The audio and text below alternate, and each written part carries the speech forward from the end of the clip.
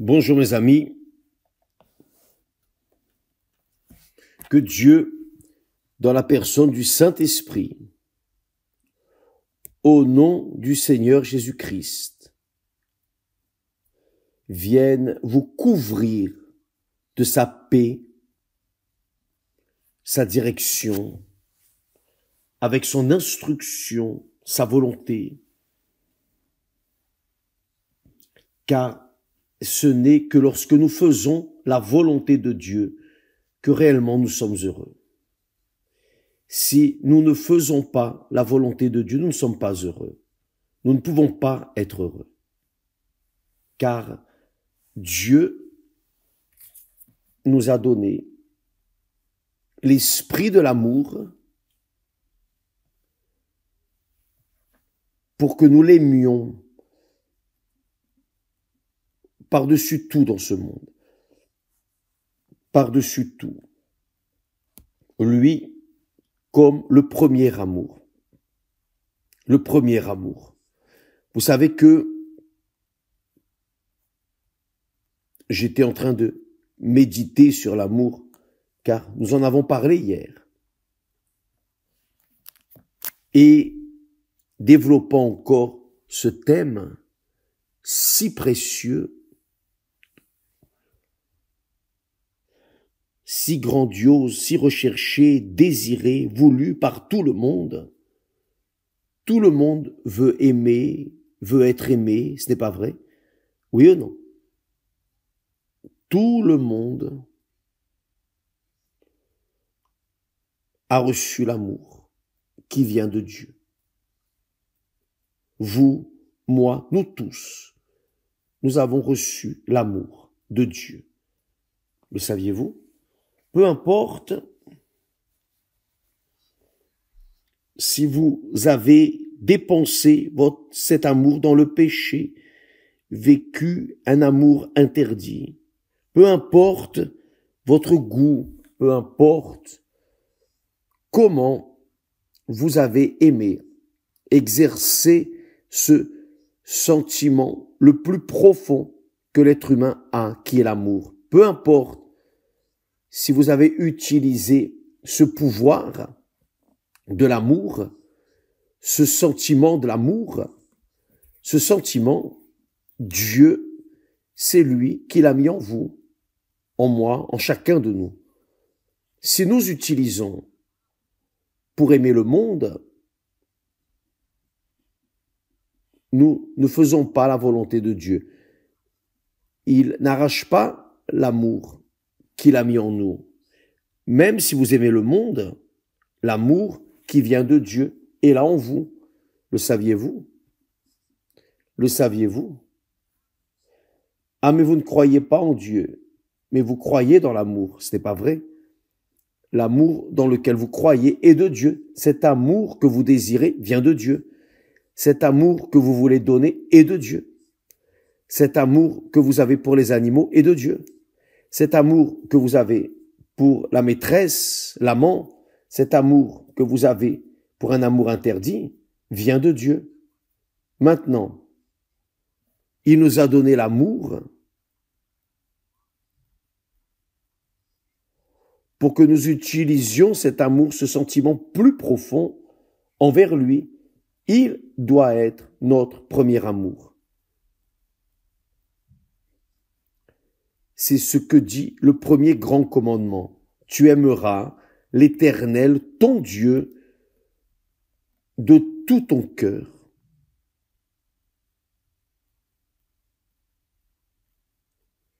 Donc c'est ainsi, tu aimeras l'Éternel, ton Dieu, de tout ton cœur, de toutes tes forces, de toute ton âme, de toute ta pensée. Donc l'amour que Dieu requiert de nous envers lui, il nous l'a déjà donné. Il est là en vous. Peu importe si vous croyez en Dieu, si vous ne croyez pas, si vous êtes d'une église, religieux ou non, peu importe. Si vous êtes spirit, catholique, évangélique, si vous êtes de la sorcellerie, de la magie, peu importe qui vous êtes, bon ou mauvais, bandit ou prostituée honnête ou malhonnête. Peu importe votre caractère. Ce qui importe, c'est le suivant. L'amour que vous avez, même s'il est petit, cet amour que vous avez et que vous avez toujours, il n'y a personne qui n'ait pas d'amour. Ça n'existe pas. Les personnes ont de l'amour pour quelque chose, s'attachent à quelque chose. Si elles ne s'attachent pas aux personnes, elles s'attachent aux choses de ce monde. Mais l'amour est là en elles. Donc, si vous ne saviez pas, sachez-le. Cet amour que vous avez, aussi petit soit-il, que ce soit pour le monde, pour vous-même, pour le mal, peu importe, ou pour Dieu, cet amour, Dieu vous l'a donné. Il l'a mis en vous.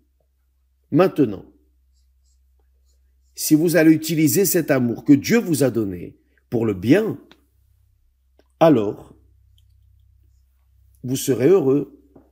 Si vous utilisez cet amour pour le mal, vous serez malheureux. C'est juste ça. Juste cela. Évêque, expliquez-moi mieux cela. Voyez ce qui est écrit dans les Saintes Écritures. Voyez, il dit, le Saint-Esprit à travers l'apôtre Jean dit, n'aimez pas le monde. N'aimez pas le monde.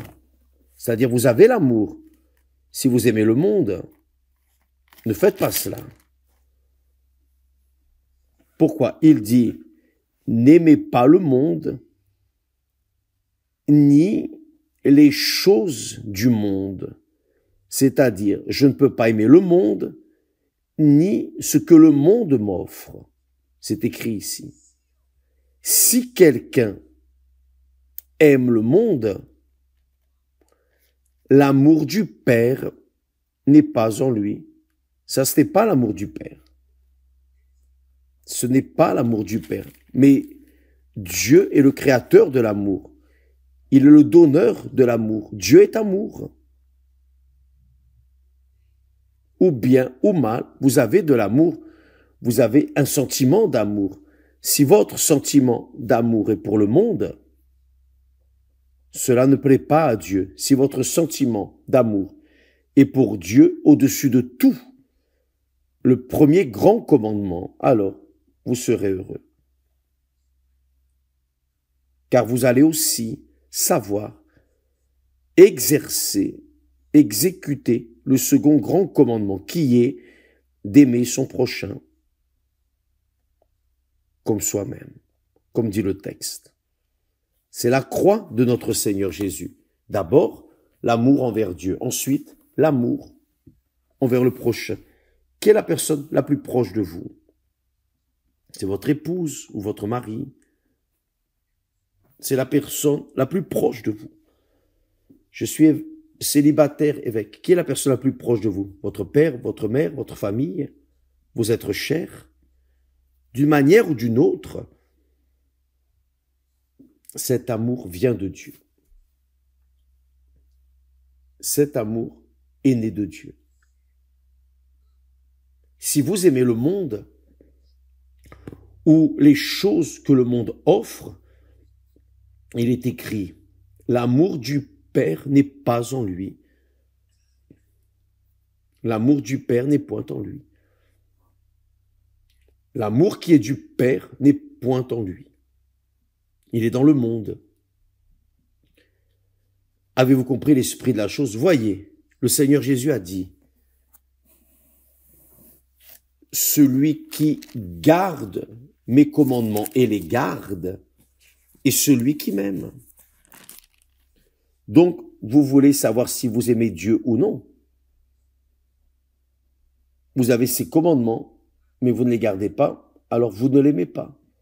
Peu importe si vous êtes religieuse, peu importe si vous êtes un sacerdote, si vous êtes ouvrier, pasteur, évêque, si vous êtes archevêque, peu importe peu importe. Vous avez les commandements, mais vous ne les pratiquez pas, les commandements de Dieu, alors vous ne l'aimez pas. Donc votre amour est faux. Votre amour est un amour fake. Il n'existe pas envers Dieu. Il existe envers tout, sauf pour Dieu. C'est ainsi que Dieu nous voit. Il me voit. Il voit si mon amour est véritable ou faux. Tout dépend de mon caractère, de ma manière d'être, ma manière d'agir, ma conduite, mon comportement, que cela soit en relation à mon épouse, à Esther, en relation à ma famille, en relation aux autres personnes, mes collègues, les pasteurs, peu importe. Dieu évalue, pèse mon amour envers lui quand il voit ma conduite. Quand il voit ma conduite. Si ma conduite, c'est de pratiquer ses commandements, alors réellement, je suis en train de l'aimer. Mais si ma conduite, ces commandements ne sont pas appliqués dans ma vie, ne sont pas exécutés, exercés dans ma vie, alors je suis un faux. Je parle d'une chose que je ne fais pas. Je suis appelé un hypocrite, ce dont le Seigneur Jésus a tellement condamné. C'est la réalité, mes amis. Donc maintenant, nous savons évaluer comment Dieu nous voit, comment il définit chacun de nous, comment il vous définit, comment il me définit. Il nous définit par ce que nous sommes en relation à lui, c'est-à-dire, si nous l'aimons, nous gardons ses commandements, c'est-à-dire, si nous l'aimons, nous faisons sa volonté. Si nous ne l'aimons pas, nous ne faisons pas sa volonté. Donc, il n'y a pas une troisième option, il n'y a pas de colonne au milieu, ou c'est ou ce n'est pas. Il n'y a pas d'autre situation. Ou vous aimez Dieu, ou vous n'aimez pas. Si vous l'aimez, vous gardez ses commandements, vous obéissez, vous pratiquez. Votre conduite est en accord avec sa parole. Votre conduite est en accord avec sa volonté. Sa volonté. Maintenant, si vous ne l'aimez pas, votre conduite va contre sa volonté. C'est pour cela que le Saint-Esprit dit à travers Jean, « N'aimez point le monde, ni les choses du monde. N'aimez point le monde, ni les choses du monde. » C'est ce qui existe le plus. Les personnes aiment le monde, veulent le monde, désirent le monde, veulent voyager, connaître le monde, veulent connaître les plus grandes villes, veulent connaître les modes, tout du monde, veulent voir, aspirent à voir, aspirent à faire des voyages merveilleux. Pourquoi? Parce qu'elles veulent faire leur propre volonté. Ce n'est pas que c'est interdit de voyager, de vous promener. Non, ce n'est pas ça. Mais ce qui est en jeu ici, c'est l'amour, la chaleur de l'amour que vous portez en vous. Il dit, n'aimez point le monde, ni les choses de ce monde, ni les choses de ce monde. Si quelqu'un aime le monde, l'amour du Père n'est point en lui. C'est-à-dire, cet amour n'est pas du Père. Cet amour, bien que Dieu soit la source de l'amour, tout l'amour est né avec Dieu, né de Dieu. Mais la personne utilise l'amour que Dieu lui a donné et aime les choses de ce monde. Donc, cet amour cesse d'être divin. pour être un amour charnel, égoïste, un amour personnel. Donc, mes amis, je parle ainsi pour que le Saint-Esprit vienne illuminer votre entendement, pour que vous découvriez pourquoi vous n'êtes pas heureux, pourquoi vous êtes une personne triste, une personne amère, une personne fracassée ou perdue, désorientée, parce que aussi petit soit le sentiment que vous avez là en vous, le sentiment d'amour, ce sentiment vient de Dieu. Et si par hasard, vous mettez un terme à votre vie, vous mettez un terme à ce que Dieu vous a donné. Vous n'avez pas considéré Dieu. Et Dieu n'accepte pas ça. Dieu, il n'accepte pas. Vous savez, vous avez déjà pensé, vous allez au centre commercial, vous achetez le meilleur cadeau pour une personne que vous aimez vraiment. Et cette personne, vous lui donnez le cadeau à cette personne, et là, face à vous, elle dit, je veux pas, elle met à la poubelle. Qu'est-ce que vous feriez? Quelle serait votre réaction? C'est ce qui arrive quand les personnes mettent un terme à leur propre vie. Car elles n'ont pas considéré l'amour de Dieu. Dieu leur a donné la vie. La vie. Dieu leur a donné l'amour. Mais elles ont pris et tout jeté à la poubelle au visage de Dieu. Donc, mes amis, pensez à votre situation, relation à Dieu. Si vous prenez cet amour, ce sentiment profond, sublime, ce sentiment qui souffre tout, car qui aime souffre. Qui aime souffre. C'est la réalité. Le Seigneur Jésus dit cela. D'ailleurs, le roi David, au psaume 86, dit que Dieu souffre. Et l'apôtre Paul dit que l'amour supporte tout. Il supporte tout. Mais il ne termine jamais. Jamais il ne termine. Donc, mes amis, pensez à ce que Dieu vous a donné. Par exemple, vous pouvez être la personne la plus pauvre de ce monde. Vous habitez peut-être dans une baraque où vous êtes un sans-abri. Vous n'avez rien. Personne ne vous aime, personne ne vous considère. Vous êtes une personne seule, isolée, solitaire.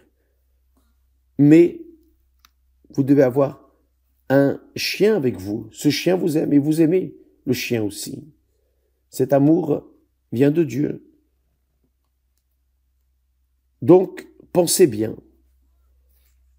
Aussi petit soyez-vous, aussi insignifiant, pauvre de ce monde, vous avez un sentiment qui vient de Dieu, qui est l'amour. C'est l'amour. Utilisez ce sentiment et mettez-le en Dieu. Oh mon Dieu, je ne te connais pas. Je ne sais pas comment est le Seigneur. Seigneur, pardonne-moi. Mais je ne sais pas si le Seigneur existe. Mais si le Seigneur existe et si le Seigneur est amour, enlève-moi de cette situation. Enlève-moi de cette situation de rue, de SDF, misère, pauvreté, faim. Enlève-moi. Dieu va écouter votre voix. Dieu va entendre votre prière. Il va répondre à votre besoin. Pour être sûr, faites cela. Vous n'allez dépendre de personne, ni de pasteur, ni d'évêque. Vous n'allez dépendre de personne. C'est vous et Dieu, Dieu et vous. Car vous avez été sincère. Vous avez montré, manifesté un sentiment que Dieu lui-même a mis en vous. Faites cela. Vous allez voir que votre vie va changer. Car vous avez résolu de déléguer votre amour, aussi petit soit-il, vous l'avez livré à Dieu. Voici ma vie. Il va faire de vous une personne heureuse. Il va faire que vous viviez en famille. Il va faire en sorte que votre travail soit prospère, vos mains soient prospères, que votre épouse, dans l'intérieur de votre maison, sera comme une vigne, et vos enfants seront les fruits de l'olivier. L'olivier représente le Saint-Esprit qui donne l'huile. Donc vos enfants seront fruits de l'olivier autour de votre table. Dieu va faire de vous une personne heureuse. Faites cela. Ça ne coûte rien. Qu'allez-vous dépenser? Vous n'allez rien payer. Vous n'avez rien à donner. Mais vous avez oui. Vous avez un minimum de sentiments. Que vous soyez dans la rue, jeté dans une prison, seul, ou que vous soyez abandonné, laissé par tous, souffrant d'injustice, malade, infirme, peu importe votre situation, vous êtes vivant, n'est-ce pas? Vous m'écoutez, n'est-ce pas? Donc, le sentiment le plus insignifiant qu'il y a en vous est l'amour. Vous avez au moins peu d'amour pour vous-même. Utilisez cet amour et focalisez-le en Dieu. Mettez-le en Dieu, dans ce Dieu invisible, ce Dieu inconnu pour vous, ce Dieu que s'il existe, vous allez dire, si tu existes, alors montre-moi que tu es vivant, que tu as entendu ma prière et enlève-moi de cette situation. Vous allez faire la différence grâce à Dieu. Que Dieu vous bénisse tous et à demain au nom du Seigneur Jésus. N'oubliez pas, ce vendredi, cette grande concentration de la famille au pied de la croix. Nous allons utiliser notre foi et notre amour pour nous rassembler en un seul esprit, une seule foi, un seul cœur en faveur de nos êtres chers ce vendredi dans toutes les églises universelles. Que Dieu vous bénisse au nom du Seigneur Jésus-Christ. Amen.